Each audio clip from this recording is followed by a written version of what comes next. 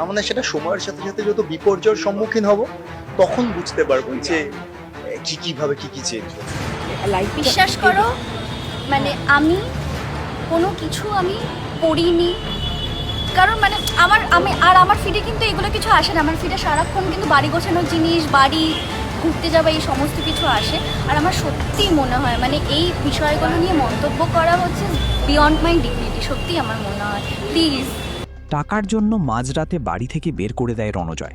এমনকি আমাকে সন্দেহ করত, কোনো ছেলের সাথে কথা বলতে দিত না, আমাকে প্রতিদ্বন্দ্বী ভাবত। ওর থেকে বেশি আমি কাজ পেলে মন খারাপ করত, ঝামেলা করত। অবশেষে বেরিয়ে এলো গুরুতর অভিযোগ। ঠিক কী কারণে সংসার ভাঙছে রণজয় ও সমাপ্তির জানেন?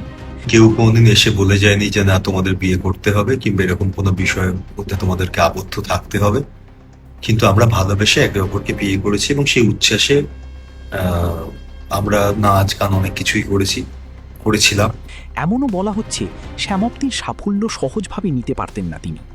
একসময় নিজের স্ত্রীকেও প্রতিদ্বন্দ্বী হিসেবে দেখতে শুরু করেছিলেন বলেই দাবি ঘনিষ্ঠ মহলের। বন্ধুত্বের বিষয়েও মতবিরোধ তৈরি হয়েছিল বলে জানা গিয়েছে। শ্যামপ্তির কয়েকজন ঘনিষ্ঠ মানুষের সঙ্গে যোগাযোগ রাখা নিয়ে রণজয়ের আপত্তি ছিল বলে অভিযোগ।